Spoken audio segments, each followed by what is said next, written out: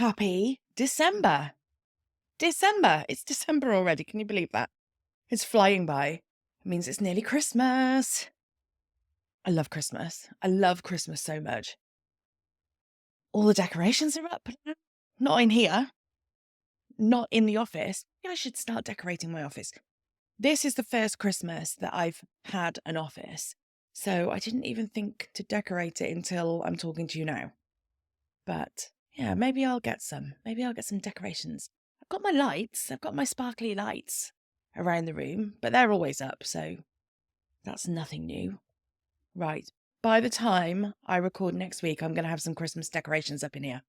Let's get festive in the office too. I love Christmas. I'm so excited for it. I hope you are feeling good about Christmas this year.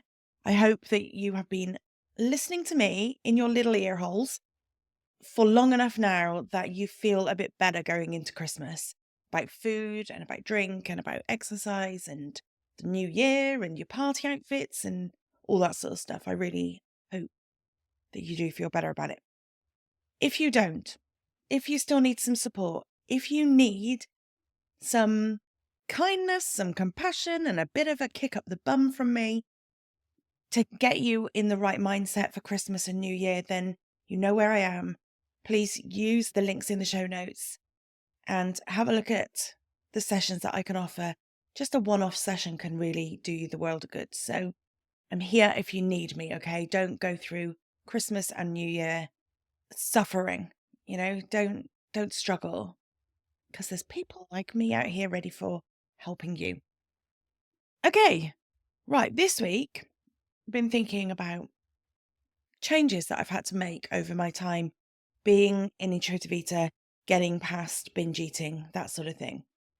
And I consider myself to be a new me, right?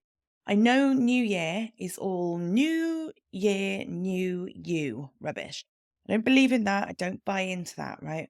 What I do buy into is changing myself in a more positive fashion. So, not dieting, not trying to fit in with some kind of beauty standards, none of that. For me, the new me is letting go of binge eating, having a much healthier relationship with food, really healing myself in that way, and being kinder to myself and being happier. And this is the new me.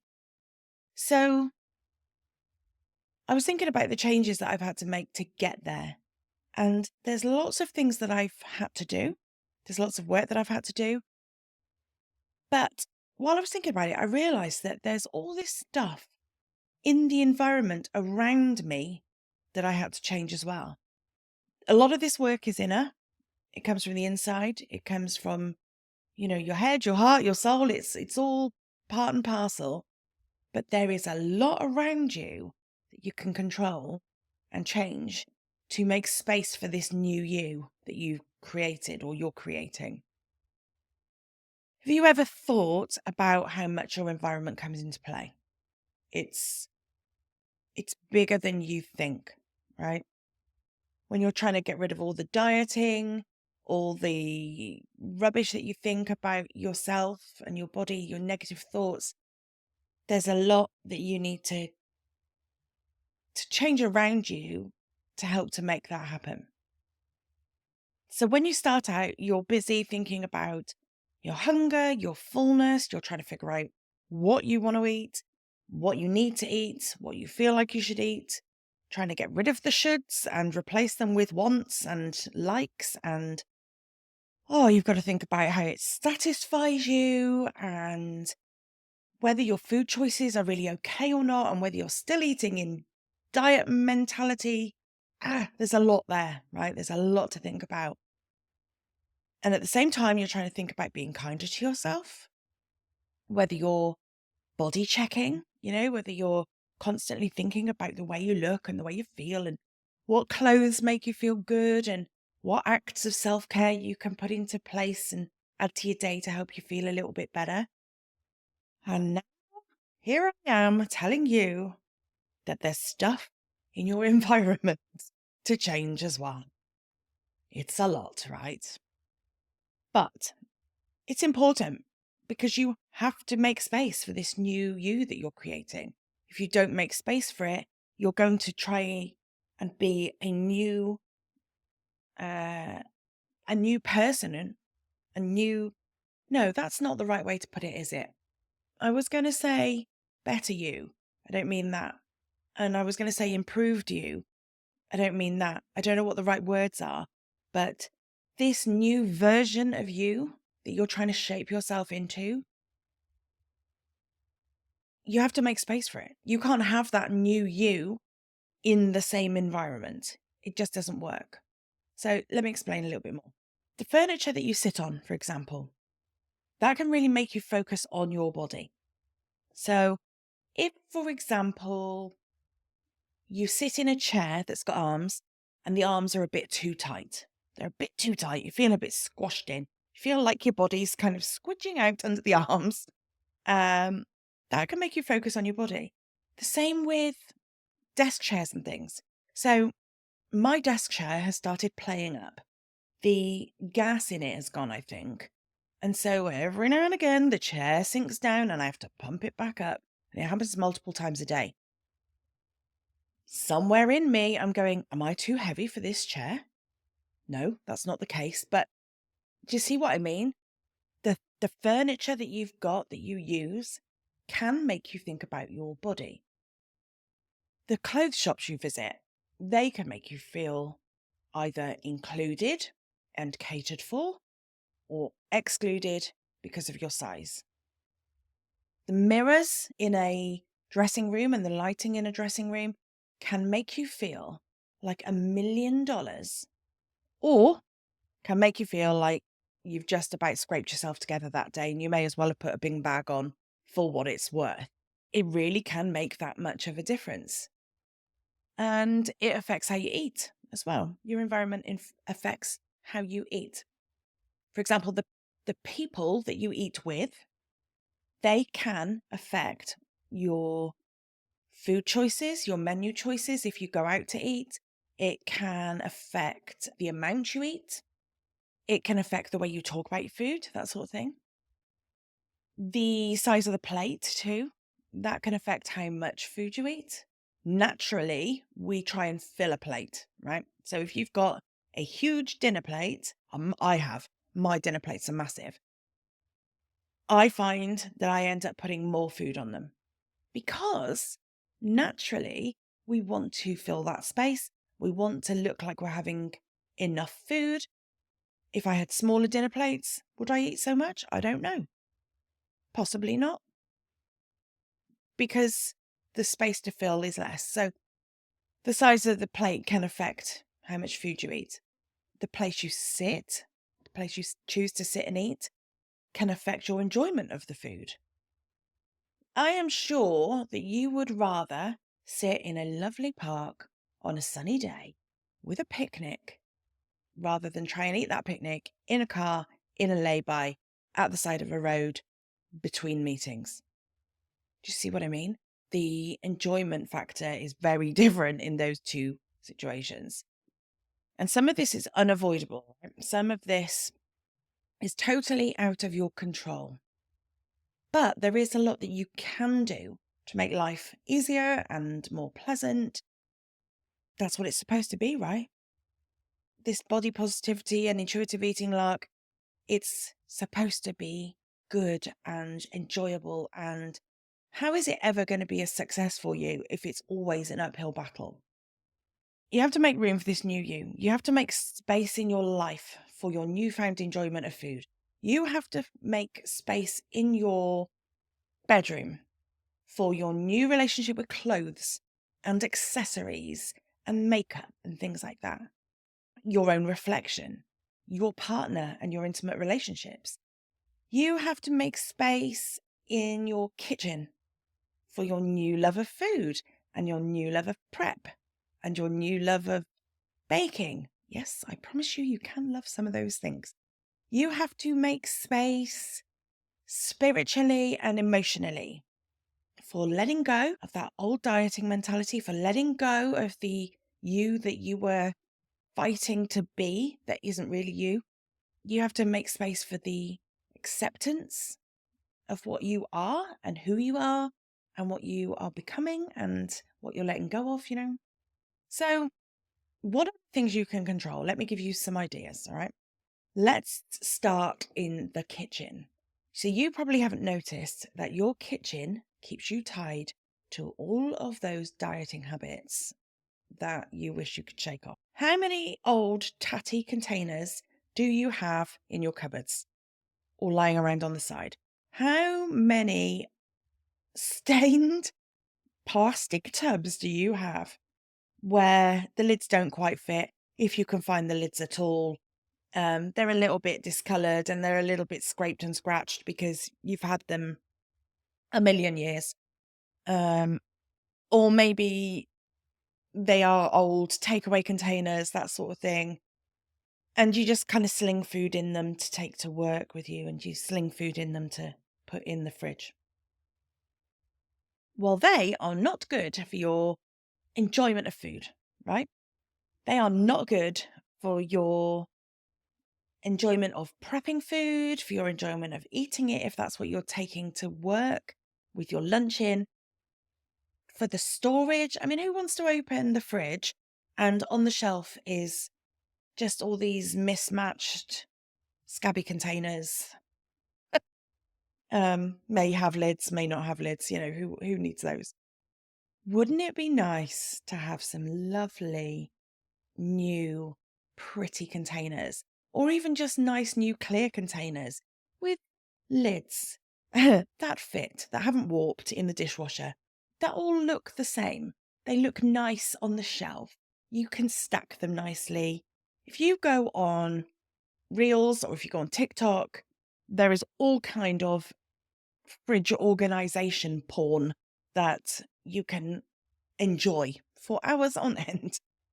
And it's just pretty organization. Same with your cupboards. Open your cupboards. Do you want old bags of rice where, every time you pick it up, a few grains more fall out and end up in the cupboard? Or pastas in bags with elastic bands wrapped around them, to keep them tied up so that they don't empty out everywhere, that sort of thing. We've all got them, right? But what if you opened the cupboard and in there was all these lovely containers with nice labels?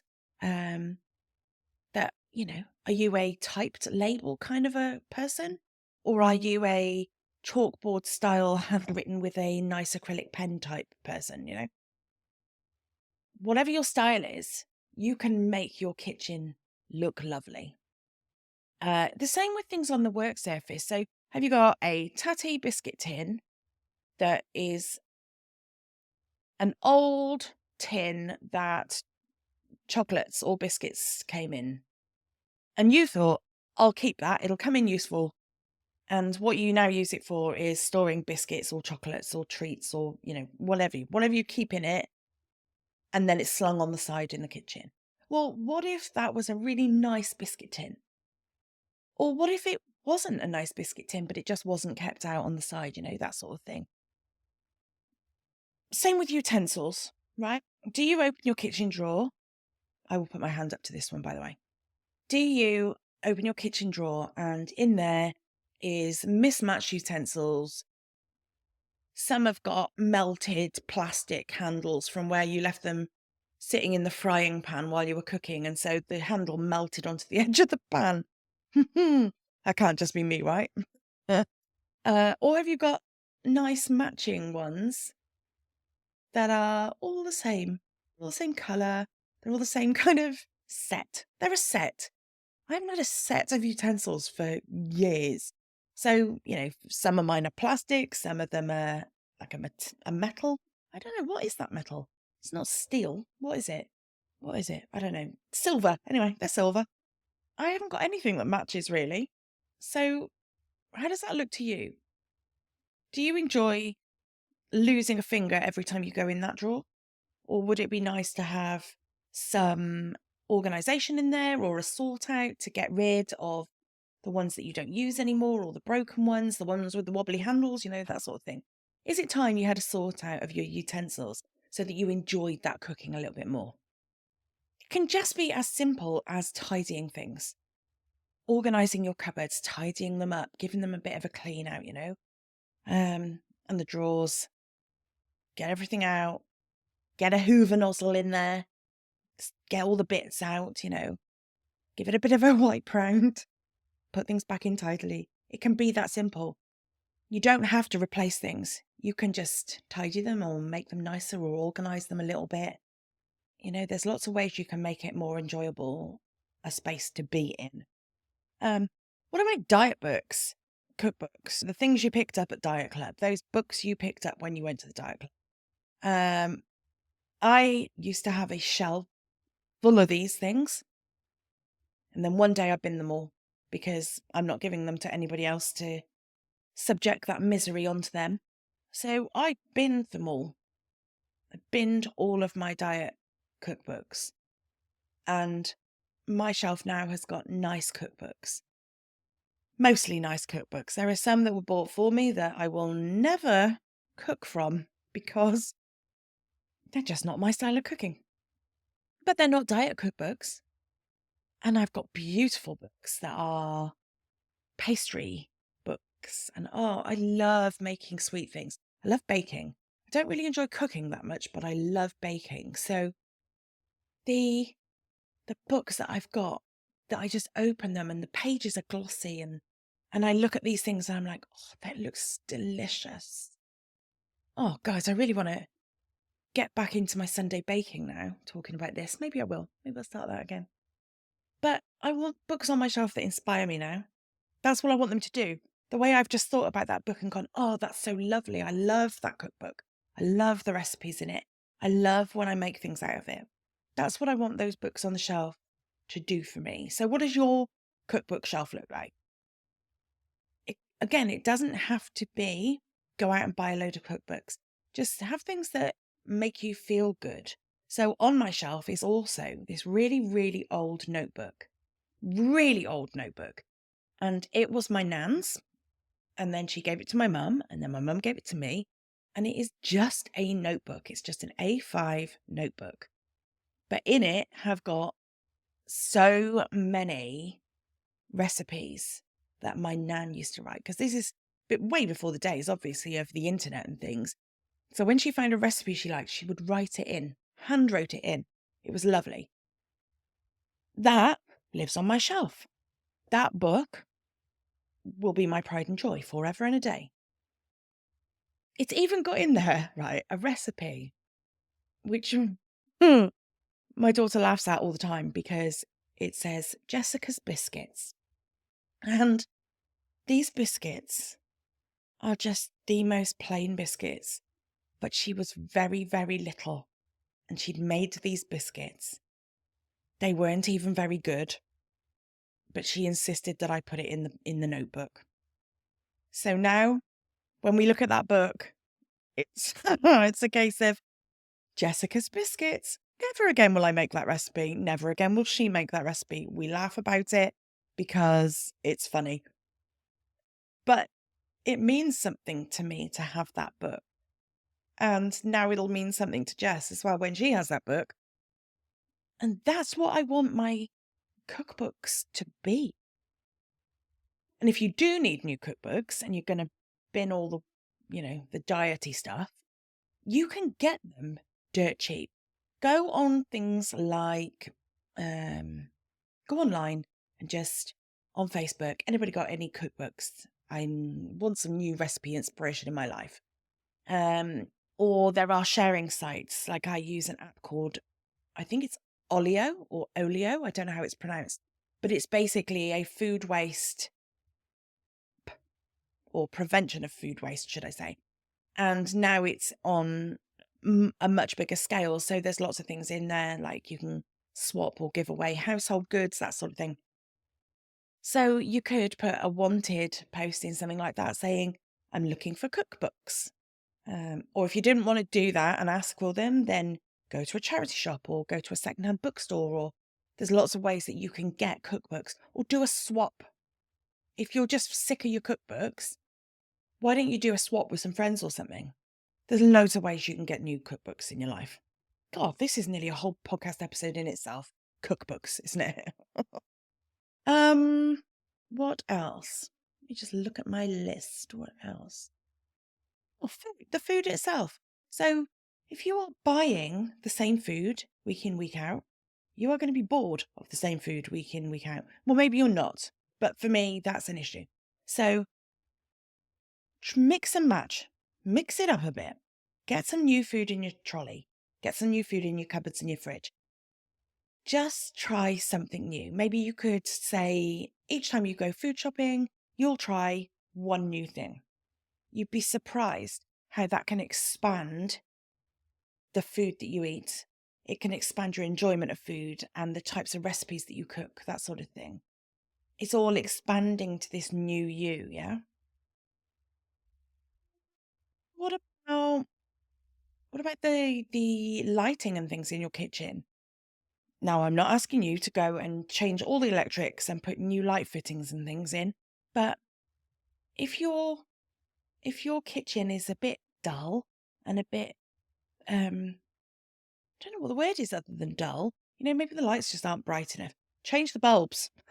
Get some nice, bright, cheerful bulbs in there. Or you can get the little sticky things that go up under the cabinets.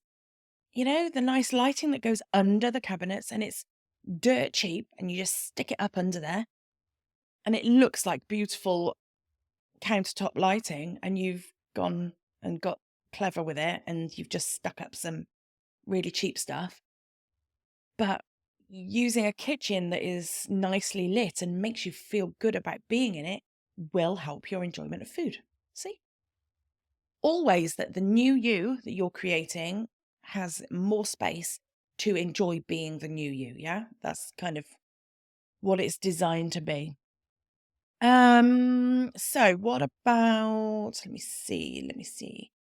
What about eating? So I talked for a little while about my plates, didn't I? Um, Are your plates chipped, mismatched, bit grubby? Have you got enough of them? Are you all eating on different kind of things? Are you all eating with mismatched cutlery? What does your eating utensils and setup look like? The plates, the utensils, what do they look like? Do you enjoy putting your food on them? Do you enjoy the way your food looks when you've plated it? How are you eating? Are you eating on a tray, on your lap? Are you even sitting down to eat? Are you rushing around? Are you sitting at a table? There's lots of ways that you can make the experience of eating so much nicer. And this new you that you're creating enjoys food, enjoys eating, enjoys taking their time over their meal, that sort of thing. So, what does that look like for you? What does that new you look like? And what space do you need to create for that to happen? Have a little think about that one. What about the bedroom? By the bedroom. Clothes. Let's start with clothes. Oh, do you open your wardrobes and it is full of clothes that you hate? You open it and you think, there is nothing there that I want to wear today. Nothing. It is a mess. You cannot see anything. You've just kind of thrown things on the shelves. Or if you don't have a wardrobe and you've got drawers, you've just you squeeze them all in and you push them in. And as you, when you open the drawer and all the clothes kind of cling to the back of it because it's just dragging and you're like, oh God, you've got to wedge your arm in there and squash it all down to try and open the drawer properly. And is that how your wardrobe and your drawers look? Can you not find anything? Can you not see what you've got? And if you can see what you've got, then do you just not like them? Is that how it feels to you? Is your jewelry all messy? Is it kind of slung in yet another old biscuit tin? Oh, please tell me you don't keep your jewelry in a biscuit tin. That would be very sad. But have you got a nice jewelry box or a nice display with your jewelry hanging up? Have you got your earrings sorted into pairs? Or are they just kind of thrown in and you pick some earrings and then you try and find some backs to go on them at some point? Or what does your jewelry look like and your makeup and your deodorant and perfume and makeup remover and all that sort of thing? How does it look? How does it look? Does it make you want to sit down and make yourself look nice for the day. And when I say make yourself look nice, I don't mean that you have to sit down and dress yourself up every day. You do not have to wear makeup. I just want you to enjoy your morning routine and your evening routine. I want you to start the day feeling good, not start the day having to rummage through things to find things that you like and then, scrabbling around for some cotton wool balls so that you can take last night's makeup off, that sort of thing. You should enjoy getting ready. The new you that you would like to be, while she enjoys getting ready in the morning, she enjoys getting dressed, choosing her clothes, putting on jewelry, putting on makeup if that's your thing. She enjoys looking in a mirror that is not dirty, and she enjoys choosing her perfumes or whatever that looks like for you. What does that new look like to you? And what do you need to do to create space for that? Is it just a case of tidying up some bottles, giving them a little dust? Are they caked in dust? Giving them a little dust off, having a bit of sort out. Get rid of your old makeup. Have you got Heather Shimmer lipstick hanging around in your drawer? If you know, you know. I loved a Heather Shimmer. Not anymore. It's not for me. So this stuff has got to go, right? You don't have to hold on to the nostalgia of a 20, 30-year-old lipstick, okay? Get rid of the old stuff. It's not good anyway. It's not hygienic for you to have old makeup, right? So you can, again, get yourself some nice new stuff for very little money if you choose to, if you want to, if you can. It's not about going out and spending money on all of this stuff. It's just about creating a space where you feel good about what you're doing. That's what the new you is about. That's what space you need to create for the new you. So the clothes, you're going to have them nicely folded in the wardrobe. You're going to have them, I don't know, should we organize them? I've got mine in sections. So I've got trousers in one section. I've got clothes that I wear to work in another section. I've got jumpers and colder tops in another section. I've got my pajamas and nightwear in another section. Do you know what I mean? And there's nothing fancy about it. They're just shelves with my clothes folded up tidily. But it means that if I'm looking for something, I know where to find it. I've got a nice basket with my scarves in. That's much nicer than slinging a load of scarves in with your socks and your pants, yeah? That's knickers to you in the States. I know pants are trousers to you. Let's just say I'm not stuffing my socks in with my trousers. No. So what do you need to do in the bedroom to clear that up? But also, let's take it one step further. Do you make your bed? Right? Do you get up in the morning and you make your bed? Because just that act of making your bed, making the room look a little more tidy, making your space a little more pleasant, can give you a sense of achievement. You've done something today. If you've got out of bed and you've had a shower, if you choose to shower in the morning, and you make your bed, you have accomplished something that day. So make your bed. It sounds silly. You might be there thinking, oh, don't be ridiculous, Terry. Everybody makes their bed. No, I promise you, not everybody makes their bed. Absolutely not. You could look in my children's direction for that evidence. But no, not everybody does. And some people get to the point where you just don't have the capacity to do it, right? You get up, you feel a bit rubbish, and you just don't have the capacity. Make it a thing you do. If you do nothing else that day, make your bed. Same with lighting. Same in the kitchen as in the bedroom. Have you got nice lighting? Does it make you, want to chill out when you go to bed at night? Have you got nice lamps with some nice soft lights in there? And you sit in bed and your room is tidy and you sit there and you think, this is lovely. Or do you sit in bed thinking, these lamps are really bright. And God, I must clear that chair because there's a whole heap of clothes and I don't know what they are on there. And I wish my husband would pick his stinking socks up from the side of the bed. And do you see what I mean? You can choose what space you want to create for yourself. And these things take no money, no replacing or anything. It's just a case of making the space pleasant.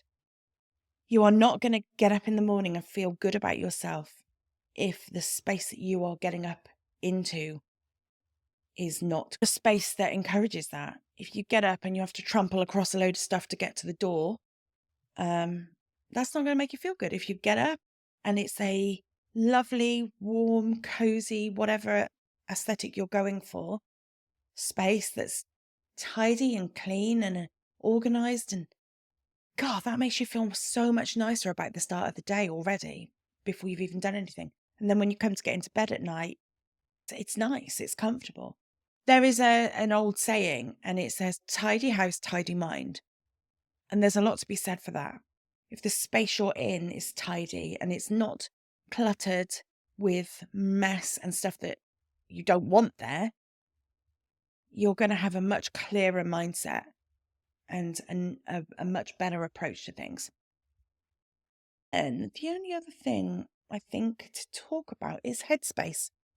You know, I've already said about the tidy rooms and things, but there's a lot that you can do to make space for your emotions and your ability to cope with life and to have positivity in your day. There's a lot you can do around that in the space that you're in. So mindset work is obviously it's a thing of its own, isn't it? But you can do things to encourage that in your day.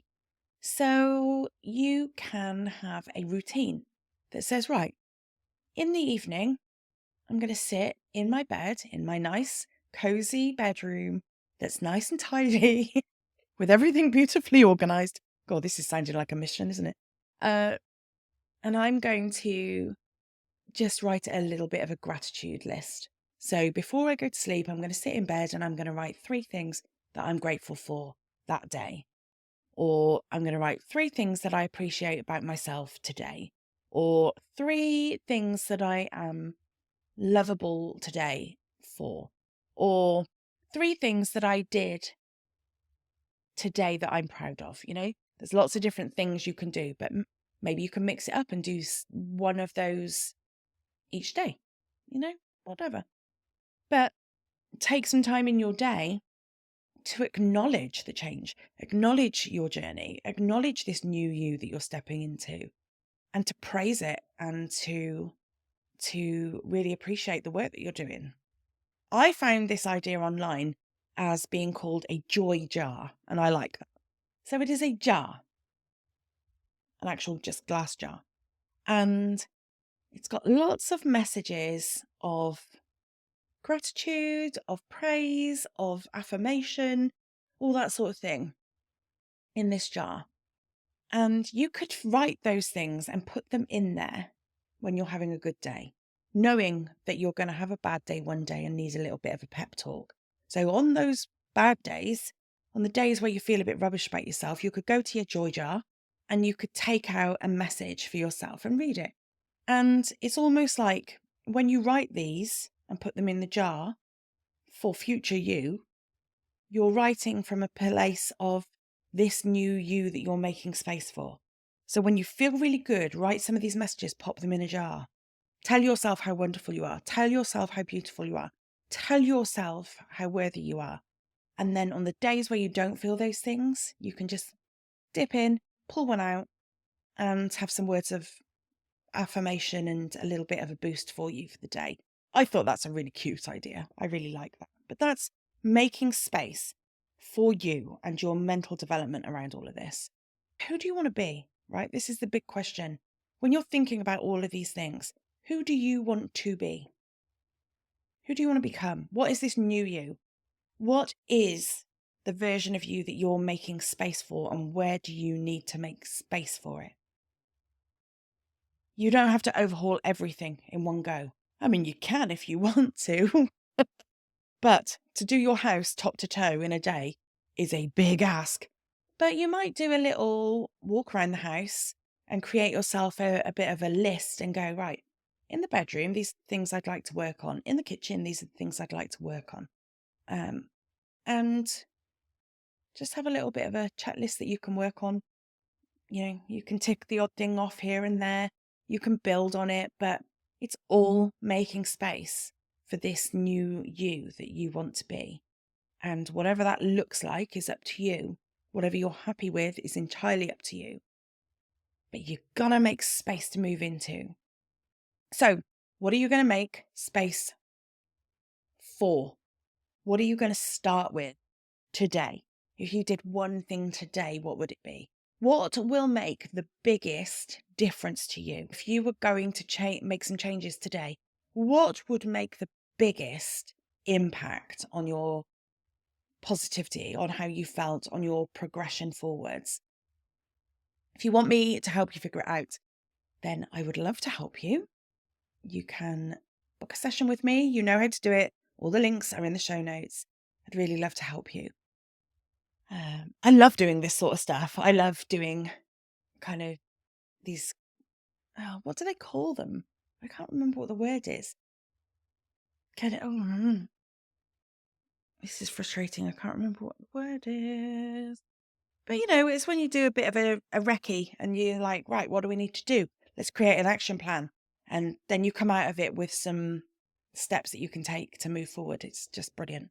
My favorite bit of coaching is seeing the changes that come from things, and it's all good. Right. Has that got you motivated? Has that got you good to go? Let me know how you get on. Please message me and let me know what you do, what changes you're going to make, what changes you do make, and how it makes you feel. I want to hear from you. Here's something exciting as well before we finish. Before you hear the next episode, this podcast will have hit 100,000 downloads. 100,000 downloads. That is incredible. It's incredible. I am just so over the moon, and thank you for being here and sticking around. And I'll do it properly when we've actually hit that 100,000. But have you got any ideas for what I can do? Have you got any ideas for what we can do to celebrate this? Don't need to make a massive song and dance about it, obviously. Yes, we do. But let's celebrate something. Maybe I could do a giveaway. That's a good idea, isn't it? Right, I'm going to do a giveaway. So when we hit 100,000 downloads of this podcast, I will put out a post on social media. I'll send it out on email as well. If you're not on the email list, get on it because you don't want to miss it. You don't always see everything on social media, remember? You don't see all the posts that everybody puts out. So use the link in the show notes, get on the email list, because I will, when we hit 100,000 downloads, put out an email that says we've done it and here's the giveaway. And what could I do? Maybe I'll give away a free coaching session. Ooh, would you like that? Does that sound good? Right, that's what we'll do. We'll do a giveaway. Thank you. I talked that one round. Thank you for your input. Okay, that's what we're going to do. Keep an eye out for it. Keep an eye out for the email. Keep an eye out for the post. But get on the email list if you're not on it already, because I don't want you to miss the post if it goes out on social media. Just get on the emails and we'll do it there. Right. Thank you. Have a great week. If you haven't put your Christmas decorations up and you celebrate Christmas, please go put some up. Make your life a little bit more sparkly. And I will see you next week. Take care. Bye.